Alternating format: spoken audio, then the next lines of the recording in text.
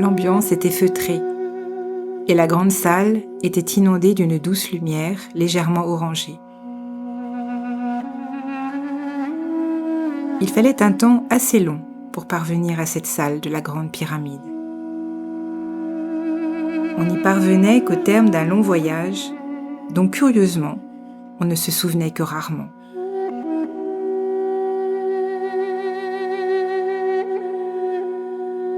Les torches murales, portées par les imposantes cariatides, réchauffaient l'atmosphère et faisaient danser sur les murs l'ombre d'un gigantesque personnage à l'allure imposante qui avançait à pas lents. Chacun se prosternait à son passage, en signe de respect, et chuchotait à son voisin. « C'est lui, c'est lui !» L'ombre immense de l'homme à tête d'ibis avançait doucement, et à son approche, chacun se sentait envahi d'une grande paix. Il tenait sous son bras un grand livre dont les textes, disait-on, avaient un immense pouvoir sur la mer, le vent, la terre et les étoiles. Celui que tous considéraient comme le maître des lettres et des sciences, porte-parole et archiviste des dieux, Dieu de la sagesse et Seigneur des paroles divines, approchait de l'entrée de la grande galerie.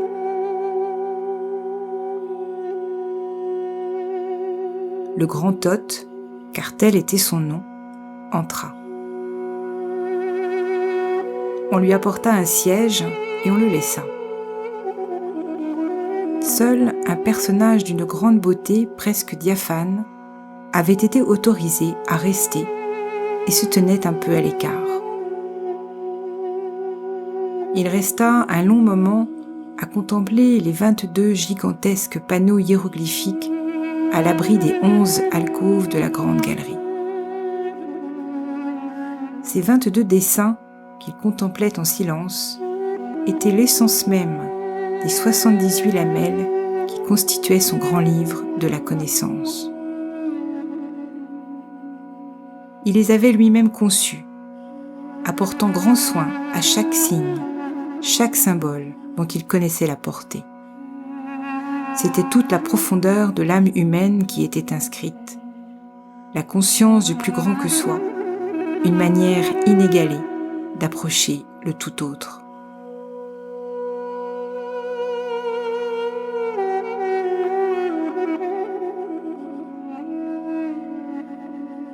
Celui qui allait bientôt entrer allait être invité à contempler dans ses profondeurs chacune des 22 images au cours d'un long périple. Et le grand Thoth savait tout du chemin et de ses difficultés. Un léger sourire et une sorte de lueur où l'on pouvait voir une grande compassion et une immense douceur passa dans ses yeux. C'était l'heure, l'aspirant entra. Il pouvait surprendre par son apparente allure désinvolte et son air insouciant qui contrastait avec la gravité du lieu. Habillé d'un costume multicolore agrémenté de grelots et d'un drôle de bonnet qui lui couvrait les oreilles, il portait sur l'épaule un baluchon au bout d'une sorte de cuillère en bois. On voyait bien qu'il venait de loin. Il avait cette démarche à la fois terrienne et céleste qu'ont les pèlerins des longs chemins. Le regard était franc et décidé. On y voyait l'excitation des grands départs et l'inquiétude que font naître les territoires inconnus. Il était suivi d'un drôle d'animal et son pantalon était déchiré sur l'arrière de la cuisse droite, laissant un large morceau de chair découverte.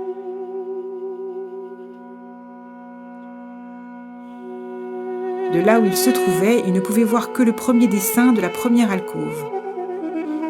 Soudain, il vit le grand Thoth, assis au bout de la galerie, qui le regardait d'un air amusé.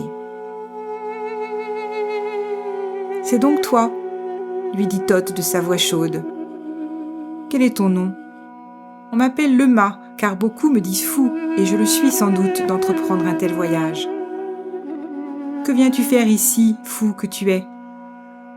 Je viens chercher les clés de la connaissance. En connais-tu le prix ? Peut-être pas, mais je sais que c'est ma route et je suis décidée à suivre ce que me dicte mon cœur. C'est bien, répondit Thoth. C'est la seule voie qui vaille. Qu'as-tu dans ton maigre bagage ? Je n'ai rien d'autre que les fruits de mon expérience, mon histoire de vie. Je n'ai besoin de rien d'autre. Pourquoi veux-tu entreprendre ce voyage ? Parce que je suis libre et que je sens l'appel à partir à la découverte de qui je suis vraiment. Bien, gentil fou, tu peux donc partir. Mais avant, laisse-moi te dire une chose. Le chemin que tu t'apprêtes à prendre est sacré, et celui qui s'y engage fait une œuvre divine. Tu vas rencontrer les multiples facettes de toi-même, les plaisantes et les déplaisantes. Il y aura des pentes raides, des tempêtes et le froid, des découragements, des envies de revenir sur tes pas. Mais le chemin du retour en arrière n'est pas possible. Tu prends l'engagement d'avancer sur ton chemin. Ce chemin et ses 21 étapes vont te faire entrer dans tes profondeurs. Et ce que tu vas découvrir au bout de cette route n'a pas de prix, car il est l'accomplissement de ton âme. Reste humble et à l'écoute de toi-même.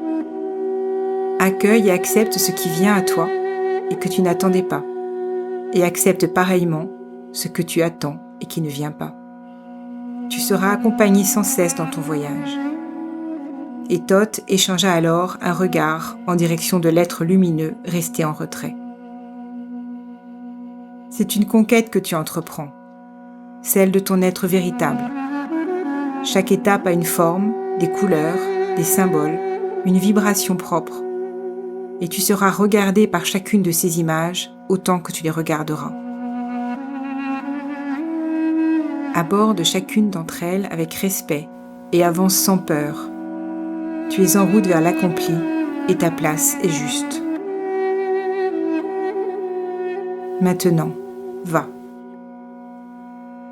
L'être lumineux invita le mât à se diriger vers la première alcôve où était peint un jeune homme debout près d'une table.